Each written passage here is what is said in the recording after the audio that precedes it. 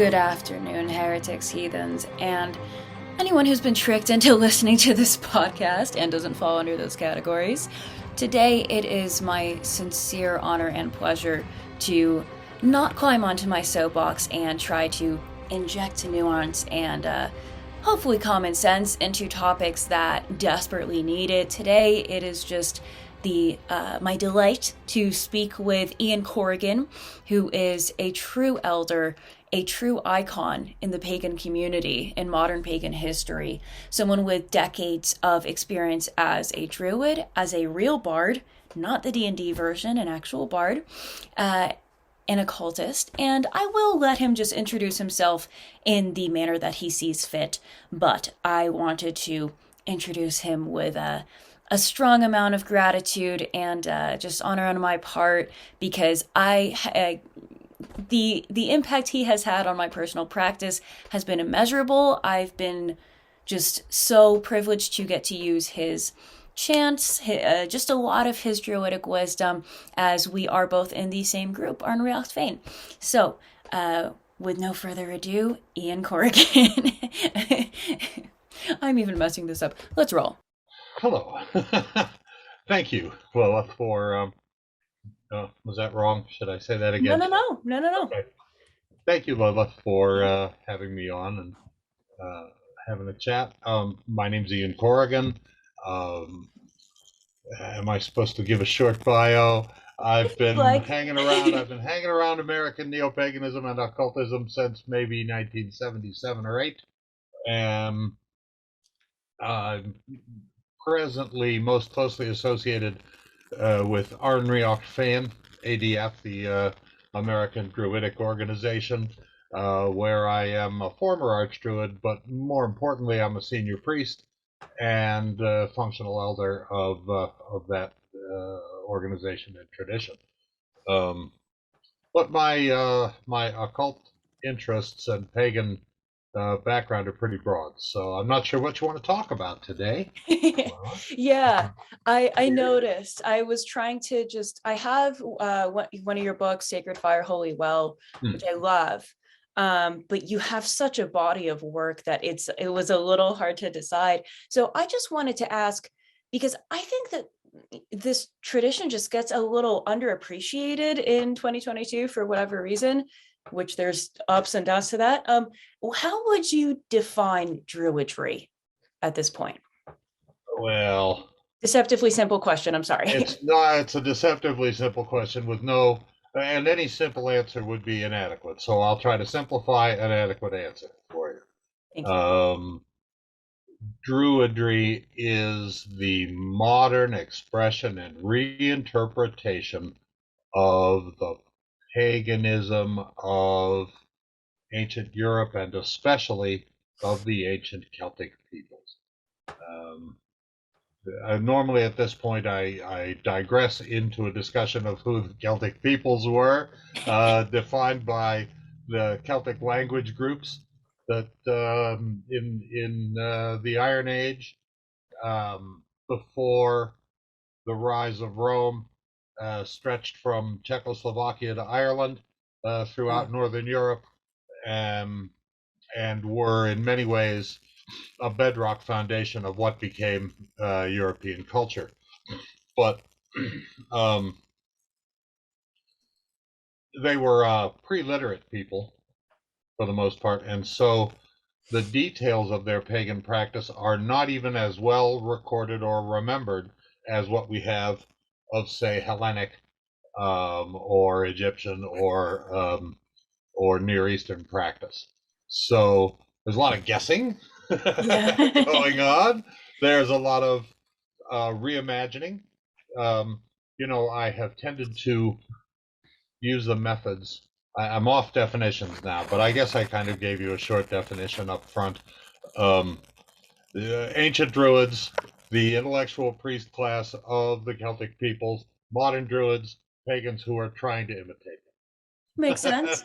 Fair enough. That's the simple answer.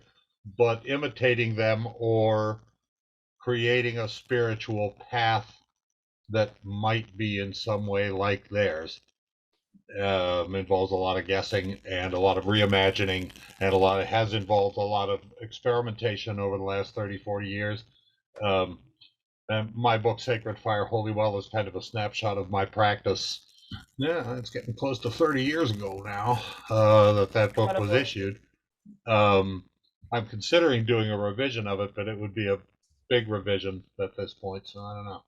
I can imagine that would be quite an undertaking. I mean, it's already a really solid piece of work. Like the thing I was using primarily before that was a Druid's Primer by Luke Eastwood. And then I was like, wait, because I hopped into ADF when I was 18. I've been a member for about 7-ish years now. I've been working on the Dedicant path. I need to finish it. But I was like, we already have books right here. What am I doing? So I guess here's a question that I have. How much of, for those who haven't read your work or aren't as familiar, how much of what you do is directly drawn from what you glean from history, and how much is that reimagining? Well, I'm not going to cite you some percentages, but I can cite you some examples. Sure. We know we can adequately guess about ancient Celtic story and what might be called mythology, even though we have no records of Celtic mythology written down by a Celtic pagan. All of our records of Celtic story, pre-Christian Celtic story, are bits and bobs in monkish retellings from the Middle Ages. And so while there's still a modicum of reconstruction going on there in the Irish and Welsh realms, we can reconstruct Celtic story with some modest degree of certainty. Without it's we don't there's no Homer Yeah. for Irish mythology, Yeah. so nothing that straightforward. But when it comes to ritual and practice, we have even less. If we had one page of monkish description of Druidic ceremony from the same kind of period that the stories are from, we'd be 100% ahead of where we are now. We don't have one page. Yeah. My personal belief is that the monks who were essentially permitted to write down some of these stories presented as history usually tried to make them coherent with biblical stories, so you got to sort all that out. Probably were simply forbidden by their abbot or bishop or whoever they had from recording the details of Druidic religion in practice. There's simply no mention of Druidic fire sacrifice. We see Druidic fire magic in some later legends, but the chances that the Druids didn't practice fire sacrifice like every other Indo-European culture in the neighborhood, the Romans and the Slavs and the Norse and maybe not the Norse, but probably. There's even less evidence of it among the Norse, too, we could say. And they lost their priest caste, et cetera, but never mind. Right. We just don't have any of that. So we, meaning me, largely, in this case, and others, but we're talking about my work, so we're forced to borrow patterns and structure primarily from the neighboring Indo-European pagan cultures. Really, people don't like to hear it because it's fun to hate the Romans, but Yep. but the Romans were the closest linguistic cousins to the Gaulish Celts. The closest Indo-European language to what we have of Gaulish Celtia, and those of you listening will remember that Gaul is the giant area that kind of centers in France, but includes much of what is now the Germanies and Austria and Germany, and all the way into the Iberian Peninsula and northern Italy. So Gaul was big before the Romans conquered all of it, half of it.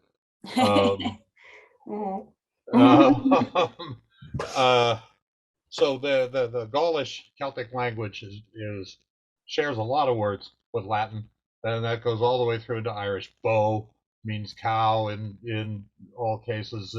There's the bell roots that mean war and Right. beautiful are both present in which are separate roots, but they're both present in Latin and in even modern Irish, certainly in medieval Irish.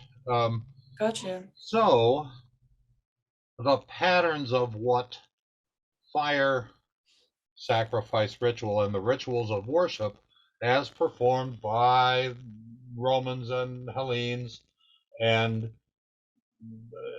and then the whole spectrum of Indo-European fire ceremony that starts. You could tell me anytime this is too much detail. Oh, no, no, no. The whole spectrum of Indo-European fire ceremony that starts, if you will, in the east with Vedic and Indic rituals of fire that go all the way, certainly all the way back into the Bronze Age in India, and then to about halfway toward Europe, you find the Persians and their fire worship religion that became that became reformed into Zoroastrianism, Right. really before the classical period, but that's all very old. Zoroastrianism is kind of like reformed Vedic Hinduism. Hmm. Yeah, there's those. Pardon me. Bless you. Those two cultures, the Persian and northern Indic cultures, were very closely related, and so you have the whole fire worship culture in Zoroastrianism and Persian ways, and then Greek and Roman religion is kind of the next tick west, where we also, thanks to the literate paganism of Hellenes and Romans, we Right. have pretty good records of what um, a fire sacrifice to the gods looked like. And then we lose track because then the trail of literate records ends, and Yeah. Northern Europe and west of Rome and north of Rome, we are forced to rely on well, Greek and Roman descriptions of what the Gauls and Germans did, Right. um, and then the ongoing efforts of archaeology. Um, Something I am curious to ask you about, just because I've been reading more of Nigel Pearson, who's more like a British traditional witchcraft guy. But he has a book, I believe it's called The Sacred World of the Celts, that I was reading, and he makes a very cool sounding claim, but I'm not sure how true it is. Um, he speaks about like post-Christianized Ireland, that there was at least a few monks who kind of carried on the culture, like the community role of the Druids, and carried on some of the same things that they did for a period of time. yes, that's surely true. Okay. I mean, there's every reason to think that is so. Okay. The Ireland's a funny case in that it was never conquered by Romans, Right. and it was never really conquered by the church in any military sense until the Normans. You might say that the Normans in the 1200s, when the Pope sent them over to re-Christianize Ireland, that was a military conquest by Christians. Yeah. But prior to that, Rome or Ireland was Christianized by proselytization Right. and by cultural absorption. I mean, there were history tells us there were Christians in Leinster in southeastern Ireland well before Patrick, Christianized by trade across the Irish Sea with Roman Britain, Right. which Christianized along with the rest of the empire in the 400s and before. So there were Christians in Ireland early, and there are no martyrs Huh. in the Irish conversion. No Yeah. Christian. There is no Christian preacher or saint or historical person who is recorded as having been killed for their beliefs in Ireland. Okay. Very unique in the conversion of Northern Europe. Yeah. The Germans, cut lots of heads off. You insult their gods, they cut your head off. Yeah. It's a But fair point. but my guess is that the Irish respect for learning and for learned persons was so great that the literate and educated clergy um, passed for the learned and were given some of the privileges of druids. I could Um, see that. the important privileges of druids for them would have been being able to pass tribal boundaries, Right. for instance, being essentially free of that kind of, no-go rules. And the general proscription on killing poets and the learned. That's a big plus. One would think. I suspect that the Christian missionaries benefited from those Celtic culture rules. It seems. I mean, I and do. it's something that the past couple of St. Patrick's Days, I've gotten into tizzies with other pagans because they're like, damn you, St. Patrick, you're killing all these pagans. And I'm like, that's really probably not what was happening. Certainly not. I mean, Irish St. Patrick himself had no military element. There's no Right. military. There's no military element to his work at all. He arrived as a guy Yeah. in a boat, and that's really about what was going on. The later stories tell stories of magical battles between Patrick and Druids, in which he wins by killing them with some magical means or another, like Peter killed Simon Magus, knocking him out of the sky. Yeah. But that's just Christian mythologizing, and saints' lives, medieval saints' lives, are just not, they're myth, they're not history. Yeah, almost like people sensationalize things for the point of story for later on. Yeah, that never happens. Right? Yeah. So as Ireland Christianized, and as the Christian Church gained status, families of the learned, and being among the learned was passed in family lines in Celtic Ireland. You could learn your way into it, but if you were born among a learned family, then that was your rank. You had the rank of Druid by your birth in certain families, rather than by achievement. So I think those families began to seek the church because there was new learning in the church. If you wanted to be a learned guy by 600 or 700 AD or so, when the word Druid still appears in Irish law, but seems to mean wandering magician and trickster by that time as much as anything. Yeah, I think just like this impulse to like just bash anything that represents Christianity or the church or anything we think is not cool. It's very, I'm sorry, just ignorant, because it also doesn't give a lot of credit to these people that we're supposedly revering or looking to for wisdom, because frankly, there is a lot of syncretism possible in the fusion of those two traditions. Like if you look at esoteric Catholicism, whatever you want to call that, mystical Catholicism, in something like the Carmina Cattolica, where they're talking about Bridget and Mary and, the spirit, like that pulls all of that together pretty beautifully. And that's very late. The Carmina is very late. That's right. 18th century, 1700s, 1800s. Right. But it's like there's already kind of that foundation with like, we Druids love the number 3. I think we can say that much. And 9. Love it. Yeah, because it's 3 to 3.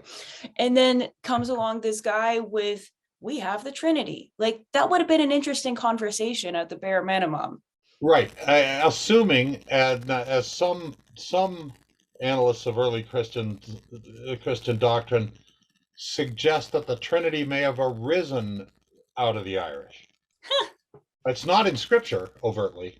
Right. Okay. Um, the old saw is all three persons of the Trinity appear in scripture, but there are no authentic verses. There's a couple of interpolated verses, but there are no authentic verses that say God existeth as Father, Son, and Holy Ghost. I That's a will. that, Okay.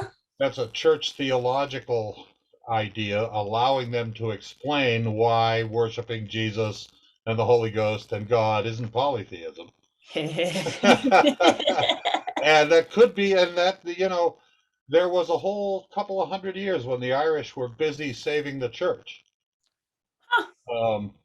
Classical learning got preserved in the Irish corner of the world, and Irish monastic preachers were sent forth back into Europe in numbers, Huh. um, to um, to participate and to support Christianity. They called it the Irish called that the White Martyrdom, as opposed to Red Martyrdom. Uh-huh. The White Martyrdom was to leave Ireland Mm, and go to the continent, probably never to return. The pilgrimage to Rome is the imaginary goal, yeah. but that was an unimaginable distance for a guy from Ireland, which is Yeah. really no bigger than like Ohio for the most part. That's interesting. Something I do want to ask you about is you were sort of talking about the rank of Druid and the rank of learned, and something that we have sort of like gleaned from what little we know of history is this whole perceived like trine progression of Bard to Ovate to Druid. And yeah, I saw one of your videos where you were talking about how it's actually pronounced Vate or something, and we've the word is a different conversation, but I kind of want to just ask your thoughts to pull it, sort of more a little modern again. What are your thoughts on just the value and significance of that versus this like totally laissez-faire kind of like do as you will pagan situation we have today, where like you can try really hard to find a mentor and maybe get lucky, but it's not like there's no structure. Right. Um, Polytheist ways don't usually organize into centralized systems. Yeah. The Romans liked centralized systems. And Caesar, who tells us the most about the three grades of Bard, Vatus, and Druid, um, may have been perceiving Gaulish culture through his Roman lenses when he described how organized he thought the Druids were. Uh, But Gaulish culture does seem to have been more organized than certainly Irish culture. Um, they were on the continent. They had regular trade with the Stone City peoples of the South. The they traded wine for salt with the Greeks. They mined salt and they received wine. We have giant piles of wine jugs hmm.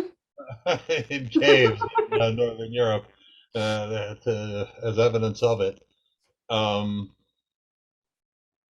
and so the Gauls were further along the path to developing cities per se, Uh-huh. and some of the social organization that might go with that, including an organized and more centralized priesthood.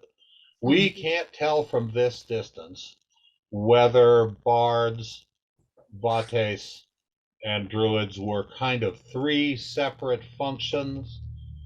In Irish culture, it looks as though bard was a profession you could have for life. Yeah. The word is a little indistinct because later it comes to mean cheesy tavern singer.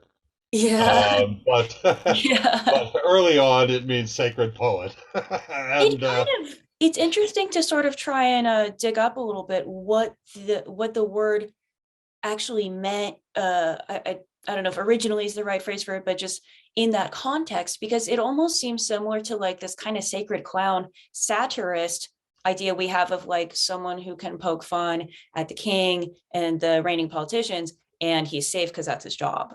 Well, that was certainly on the list of things. Yeah. You know, by the time you get to medieval Gaelic Ireland, where the religion has become, you know, on the face of it, Roman Catholic, but a lot of the customs are still Gaelic culture customs, and the sacred and the high status poet is still an important element of the culture. By that time, they're called fili, and their science is filidecht, the poet's skill, and but they retain many of the perks of druids, including spellcasting through poetry, and including cursing through satire. Got it. Um, uh, Sometime, and I don't know when, but sometime in the Gaelic Middle Ages, Pardon me. Agazadite Thank you. rings, so all of our sinuses are behaving funny. Yeah. They outlawed satirists. Mm.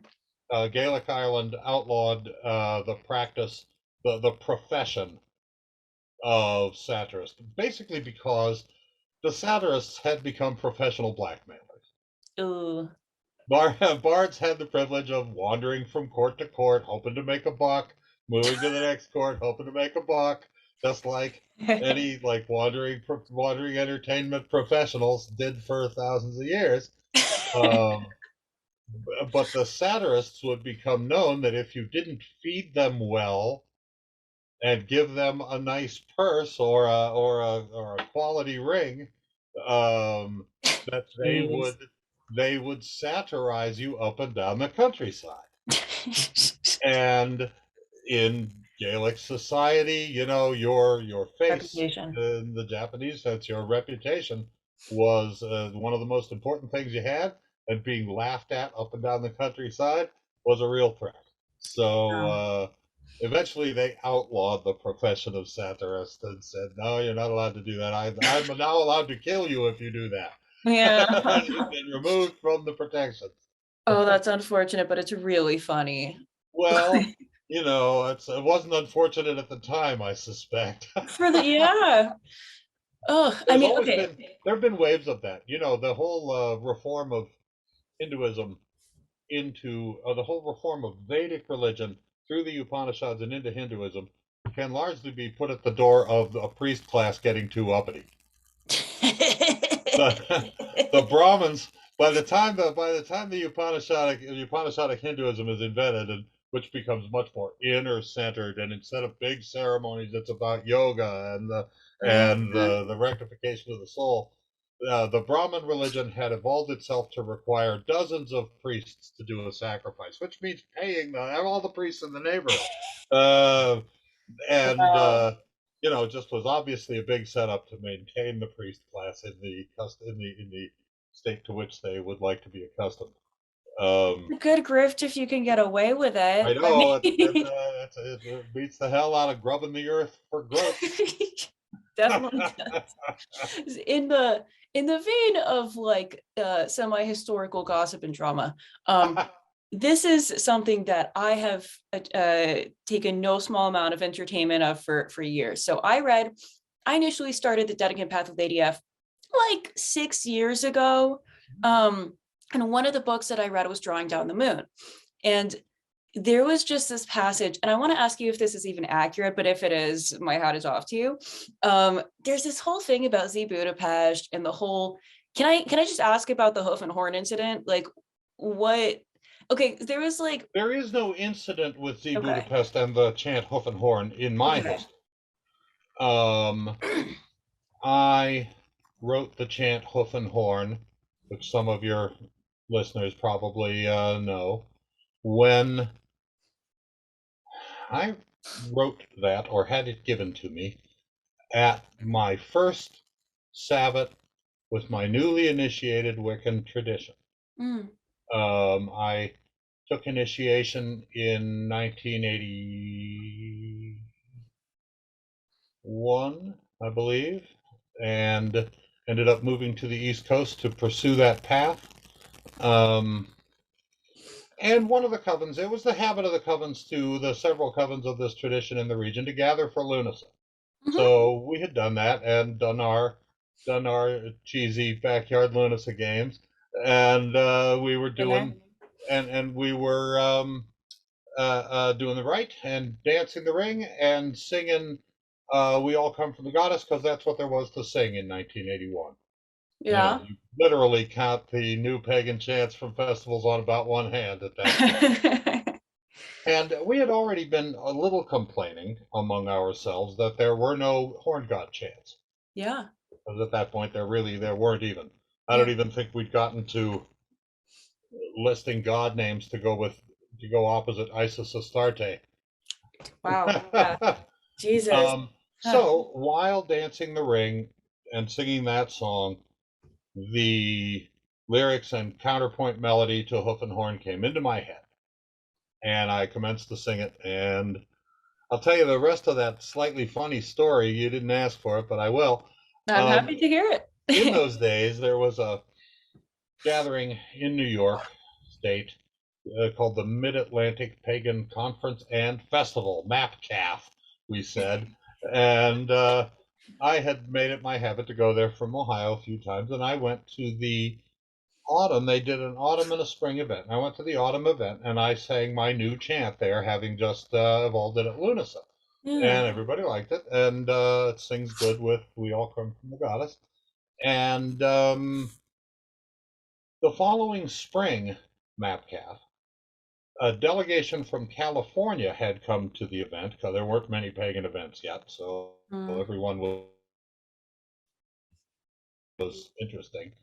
And cool new chant they'd heard. And so they were teaching Hoof and Horn back to us. Oh my God. Wow. Barely 6 months later, having learned it from somebody in California who no doubt took it home from MAPCAF in the fall. So that was the pace at which folk culture was happening in the developing pagan scene in 1981. But D. Budapest, who claims authorship of "We All Come from the Goddess," did make a fuss sometime in the double aughts, if I remember right, about people fiddling with her chant and using it disrespectfully and not remembering that she had written it and not remembering that it was written for women's religion, et cetera, et cetera, et cetera. She attempted to be pretty cranky about it, and whatever. Yeah. So both respected and laughed at for it, depending on what the time of season was. But out of all that, I never saw her mention Hoof and Horn. Oh, okay. I never saw her mention it. She didn't like "We All Come from the Sun God" versions. Right. That kind of, there's been all kinds, none of them as sonorous and well structured as "We All Come from the Goddess," really, in my poetic opinion. But out of all that, she never mentioned Hoof and Horn or took me to pointed me out personally or any of that kind of stuff. So okay, fine. I met Z at Pan Pagan 80, I guess. Okay. In the sense of one of many people who met her at the time. Sure. If she doesn't remember that, she was someone I remembered. I wouldn't have been someone she remembered at that time. Got you. I mean, I was just curious. Like, I haven't read it front to back for a little while now, but I just remember it sort of. It struck me as oh, okay, she had this, because I have very mixed feelings about Dianic Wicca. I'm just honestly, I don't like I don't like that kind of segregation. If people want to do it, that's fine. I don't think it's a good idea, especially because it sort of, and I've sort of spoken about this on this podcast, is I think it teaching women that you're this perpetual victim class through magic is a shit idea. And you just sort of made it seem oh, she had this chant, and then you came up with Hoof and Horn, and then she was mad because it involved the sacred masculine and not just the feminine. But maybe I was just kind of piecing things together. I never heard it. Let me put it that way. She never. Okay. That, so I don't care. Fair Uh, enough. I'm also decades later, so I don't wish to like disrespect people who paved a lot of ground with that kind of work. Like I'm not a woman in the 70s. I didn't live for life. I see the fallout decades later of like now a lot of my people that I hesitate to even call peers, just similar in age, who are still very obsessed with this idea of like magic is this spiritual extension of our uh, I don't even know what to call it, just this perpetual victimhood status thing that they want to do. And I'm like, yeah, and it almost seems like it goes back to that. So, but hmm, a lot of them haven't even heard that history. So I'm like, maybe not. I don't know. I saw a lot of what you might call feminist separatist religion and Wicca Mhm. back in the 80s. Um, Many of the people who were active in those kinds of practices still came to general festivals, and there were religion workshops at festivals, and some discussion about, you know, inclusivity and exclusivity, Yeah. and whether and from another perspective, I saw, because I had, feminist friends back in the 70s when the idea was being invented. Yeah. I still consider myself a feminist in any political way, Sure. sociocultural way, to the extent I can be as an old white guy. Hmm. But I saw the value of women's only spaces Sure. to women who had spent the first part of their lives, or if they were older women in the 70s, the Yeah. greater part of their lives, um, in male owned spaces where they just happened to be women. Right. That was everybody's normative living room, pretty much, up until sometime in the 70s when you Right. decided And to co-own I the living can't, room with men. yeah, I can't criticize too much of that time period because like it's clear that there was a real need for that. Like just I've tried to speak to a handful of people who are around for it and I get it. And I still like I think that there's a time and place for it, the same way that I think there's a time and place for men to do their own thing. Like if that's what people want to do, cool. It's more just like when you start exclusively defining magic is inherently for women, Well, where that's then for sure. I'm That's like, obvious nonsense. yeah, I'm not going to tolerate that. But like it is nice to have a sense of kinship of like, okay, I'm in a circle with people who understand. Like that's whatever. Well, Um, yeah, it moves like-mindedness to a different level. yeah, for sure, and there's definitely value in that. Something that I also found extremely uh I don't mean amusing in like a reductive way. It just like I was digging through your Patheos pagan stuff as well, and I saw you had this essay with just a viewpoint I don't hear a lot, and it just sort of tickled me of your it was about the left hand path and just that whole sort of like, come on, like I don't that's of course not my Spooky, spooky, ultra dark. Oh boy, are we edgy kind of magic, you mean? yes, 100%. I love it. I wish I could take it at all seriously, because I'm a big horror and goth kind of head, and Yeah. we all like this.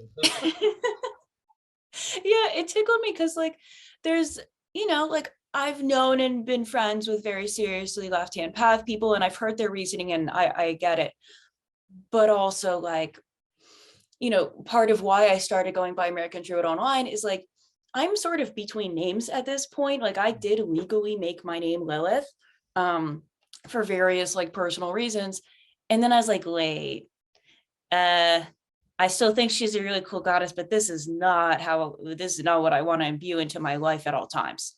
Because I'm not like, it's just that's not me. Like I'm not solidly on that side of things.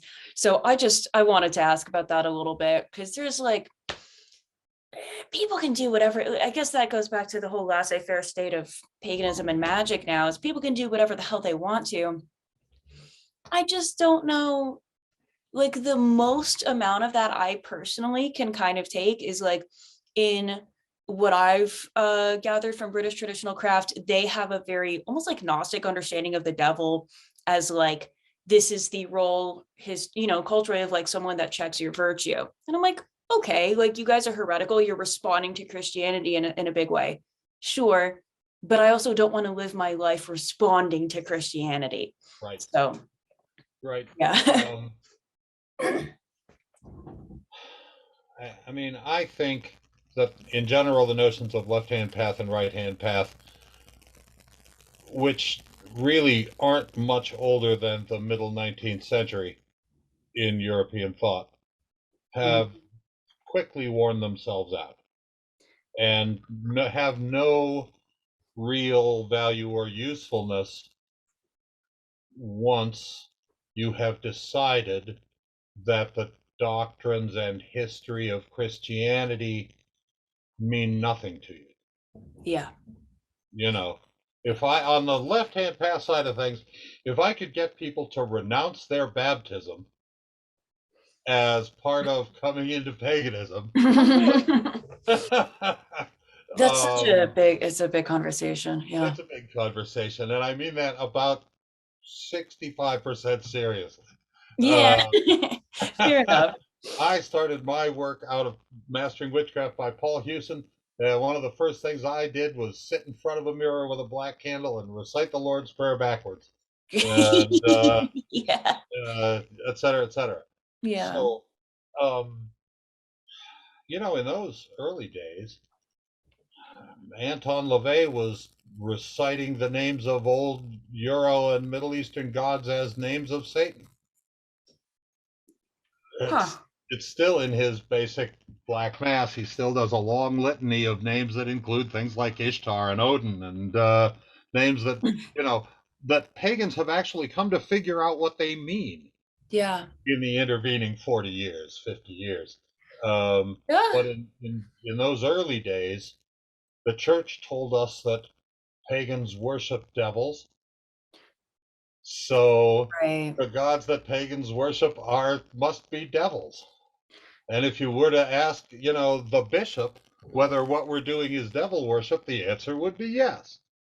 Right. If we're worshiping Odin or Ishtar or any of the beings that we now consider part of the whole and holy cosmos of the world, Yeah. we just hadn't.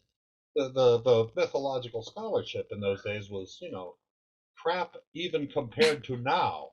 Yeah. Highly questionable. It's still not. We're still 10 to 20 years behind scholastic research on many of these topics, including things like Lucifer. There's plenty of, the faux scholarship surrounding things like Lucifer and, you'll forgive me, Lilith. Yeah. Are at least as bad as anything in Fluffy Bunny Wicca in terms of the quality of mythographic work. Yeah. They're at least as bad as anything deriving from Graves and Murray. Yeah. In Wicca's early days. So one of the funny things about left and right hand path is that almost nobody bothers in the occult world bothers defining themselves as right hand path anymore. Right. Yeah. What group can you think of that puts that on their front burner? Right. None, hardly. Yeah. There's nothing left to rebel against. Yeah. That's what why would I bother with, the rebel prince when there is no creator God? Yeah. That was a little... Who exactly is Lucifer rebelling against when there is no creator God? Right. And it's like, how much of this stuff is taken from like Paradise Lost and Dante? And it's like, you guys realize that's not 80%. Scripture. It's great works. I mean, if you... But they're not scriptural. Yeah. And I appreciated that too, where you go out of your way to say, like, you're not working with an idea of capital G God, period. So like, which is also kind of how I feel. That's not, right. I don't resonate with that at all. God and God's law is vaguely less relevant to me than Quetzalcoatl. Yeah, yeah. I'm at least interested in Aztec religion. I'm not really that interested in Christian doctrine, except as a historical curiosity. Yeah. I actually have a little hobby in first century Christianity, because it's the phase when paganism becomes forced to write its own theologies a little. Huh. Paganism never bothered with theology before Christianity came around. Not never, hardly ever. Right. They did the rites. You're doing it. Gods were out. The gods and spirits were like birds and animals. There they are. We Mm-hmm. worship them. They bless us. On we go. There's not a lot to think about. We know how to do the ritual. Mm-hmm. Um, but when Christianity started telling them they were all full of shit and had been wrong all the time, Yeah. they had to attempt some self-defense. And so paganism becomes a little more visibly defined in Interesting. in the face of the rise of Christianity, um, and it's all still the late paganism or late Roman times. It's still very pagan until 300 or 400 A.D. Yeah. Um, so there are a few left-hand path authors that I find worth the candle. Don Webb, I actually like. Do you know him? I don't. I can't say I do. Anything? Hmm. Uncle Setnock. He writes as Setnocht or Uncle Setnocht. Okay. And he was the principal of the Temple of Set for a minute. Okay. Um, at Yeah, one that's time. how clued into this stuff. I mean, like a Well, little bit. whatever. I Mhm. have a memory for trivia, so That's helpful I as a know a lot druid. of things about nothing. Um, It's helpful. uh, um, yeah, he was, and he's got several good books on the left-hand path, as in Okay. stuff that I would recommend to anybody who Hmm. wants to develop a path of wisdom and power. Which I think is an ordinary good goal for anybody, really. I like to say wisdom, love, and power. Yeah. Um, but I find those acceptable goals for anybody. In that sense, I'm not right hand path. I don't find humility and self deprecation or Mm. um, any of that to be of particular spiritual value. Sure. We talk about the spiritual value of suffering. That's for people who like to suffer. Yeah, that's fair enough. I prefer the spiritual value of pleasure. Thank you. That has been Sure. Yeah. Again, great for a druid. lots more fun. I could attest to that. And on that kind of note, I am curious, like, as we sort of touched on earlier, you have an objectively pretty big body of work and at least interests. I was just curious, like, what was your aim when you started creating your chants and your writings and just sharing what you do? Like, was it for kind of just categorizing your stuff for yourself, or to share it with people to continue that? Or what was the MO? Well, I've always had an inclination to teach. Hmm. I probably started way before I knew enough to be doing As it. one does. Yeah, because you get all excited and you think you know a few things and you want to tell people. Yep. I was fortunate enough to inherit the class slot and some of the notes from a mentor of mine for a class at Kent State, what they called the free school in those days. Now Uh, they call it continuing education and stuff like that around yeah. colleges. In those days, it was the 70s still, and it was the free school, meaning, it wasn't like the old stodgy professors. And in fact, my mentor had taught witchcraft, magic, and the occult there, and I inherited that class from him in about 1975. Oh, wow. So I taught a college ish course, survey, Mhm. covering everything from grimoire magic to UFOs in those days. Wow.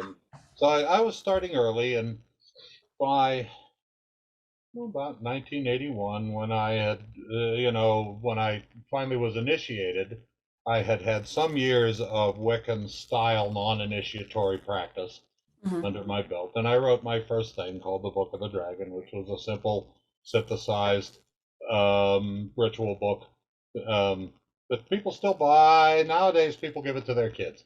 That's probably about the level it's really on. Someone sent Uh, me a picture they found of like a almost like a paperback Just it looked almost handwritten, like copy of Oh, that. well, that might be the Portal book. I did Okay.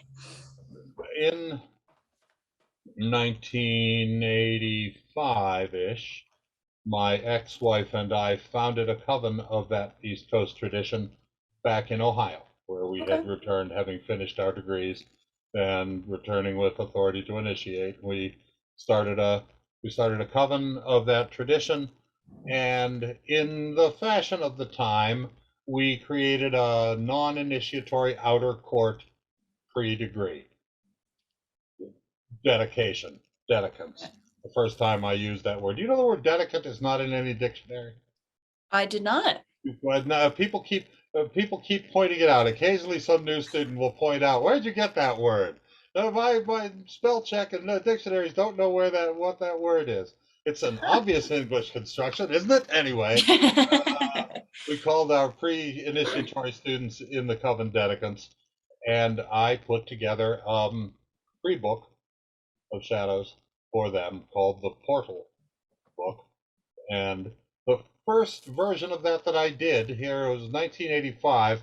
Desktop publishing wasn't going to really be invented for another 4 or 5 years. Yeah. So I did a fair copy in cursive hand. Hmm. I used a grid and took care of my spacing and had the white out at my left hand at all times and corrected letters when they were bad and did a fair copy in cursive hand and invented a non-cursive lettering style to contrast, to do incantations and ritual speech in, et cetera, et cetera. Wow. And that's probably what you saw Maybe, yeah. with a red cover, because I put that out. I ended up putting that out for sale. Okay. After the marriage and the coven broke up, Seems to. Yeah. as will happen in those polarity-based systems. This is true. Um, After the marriage and the coven broke up, I published the pre-initiatory material as the Portal book, which is also still in print. Okay. But eventually desktop publishing came into existence, and we no longer sold the handwritten version. But the original version was handwritten with my art inserted, et cetera, et cetera. So that was a Wow. lot of fun to do. But really, so my writing has just been my desire to express what I know in ways that I think will be useful to students in the sort of way that I wish I had had Yeah. when this stuff was coming up. I mean, when I wrote Sacred Fire, Holy Well, which was about, well, hard to say. Sacred Fire, Holy Well starts out as a 40-page pamphlet that I put together for my Grove, Oh, wow. for my ADF Druid local. And it Yeah. had how to do the basic liturgy and a different setup, how to do ADF's ritual form, that is, and and some other support and et cetera, et cetera. And for a while, I had 3 pamphlets. I had the intro pamphlet. I had a seasonal rites pamphlet, and then I had a magic pamphlet. And then, in the more detail than you need, but you I'm asked, happy to hear it. Yeah. then came the ability to order on-demand perfect bound paperbacks Huh. from the internet. That starts probably really about 1996 or 7. The first people that I saw to offer it were Cafe Press. Huh. Were the Yeah. first people that, it was, you could go to your Kinko's, if you Mm-hmm. remember that brand name, Uh-huh. and get all the center stapled, nicely produced booklets you wanted. Okay. But they did not. But corner print shops did not have a method to produce perfect bound paperbacks, which your listeners will probably know. Perfect binding is the ordinary square binding, blue square binding of a paperback book. I spent what passed for a career mostly in printing, so Oh, I know some of this. Um, and so that started becoming available like one-off on demand. Send them your PDF, and they send you a book. yeah. And from there, I was doing more than making sets of 3 pamphlets. And from there, it made sense to put all this material into covers. And even there, it took 2 or 3 versions of how it was going to look. I'm afraid my greatest bibliographic sin is forcing my readers to buy the same material more than once over the years if they like the look of the new editions. Um, so I did Sacred Fire Holy Well kind of as that same impulse of let me synthesize my work Yeah. up to now. And that really is kind of a snapshot, like I say, of my work in 1995 or so. We started the Grove in 91 or 90. Yeah, about 95. That's a snapshot. Yeah. I and I've always had an interest in the spirit art end of magic. You know, in our time, certainly in your time, and even in my time in the 70s, magic was by that time being talked about as being about impersonal energies. Mm-hmm. You are gathering up magic juice, whatever your system calls it, Mm-hmm. and projecting it. You know, we were using metaphors like psychic laser beams. That's great. Well, you know, it's whatever flips your switches when it comes to that kind of thing. And laser beams were very hot with nerds. So And there's quite a bit of those yeah, in our world. Mm-hmm. Magic's full of nerds. There's no doubt about that. So we were using metaphors like psychic laser beams. Magic tends to follow technology. Here, I'll give you my. We're getting short of time, but Yeah. magic tends to follow technology. Like um, radio comes into existence, and suddenly magic is interested in telepathy and also people figure out that you can attune crystals to pick up things out of the atmosphere, which is of course how they did radio. Huh. Uh, and they, 50 years later, everybody's got an altar covered in quartz. Um, Yeah, to this day. so some of us, with many people in the magical community these days, with an interest in more archaic styles, have remained interested in magic as dealings with spirits and spiritual creatures. Mm-hmm. So I've always been interested in that angle, and even Sacred Fire Holy Well has proto versions of what would become my work on spirit conjuring, which I went on to um, do in some detail in later books. Um, the, really, in the sequence of that was I wrote a big old 9 lessons in Druid initiatory magic called the Book of 9 Moons, Mm-hmm. which, if anything, it's basically too intense to do on your own.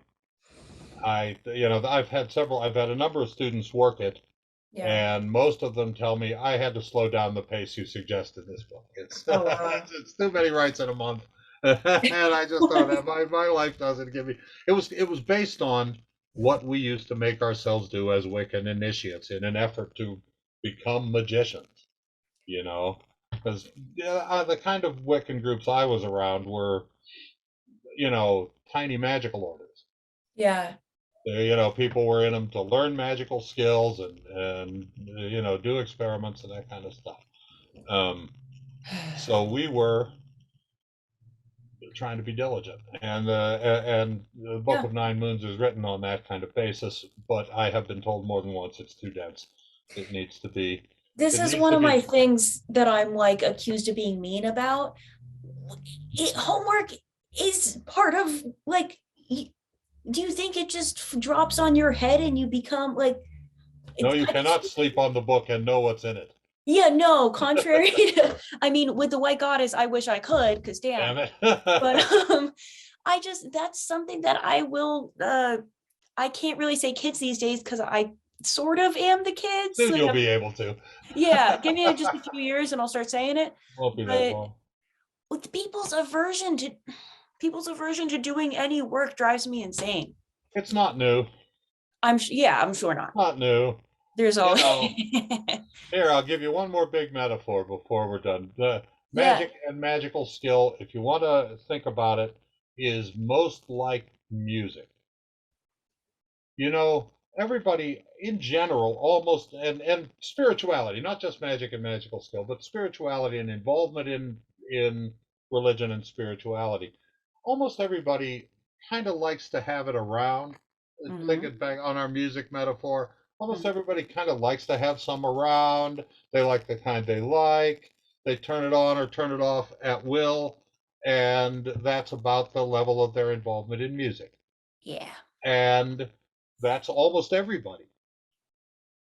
And then there are some people who will actually become fans and become involved in knowing a little more about this or that kind of music or this or that group of people in music.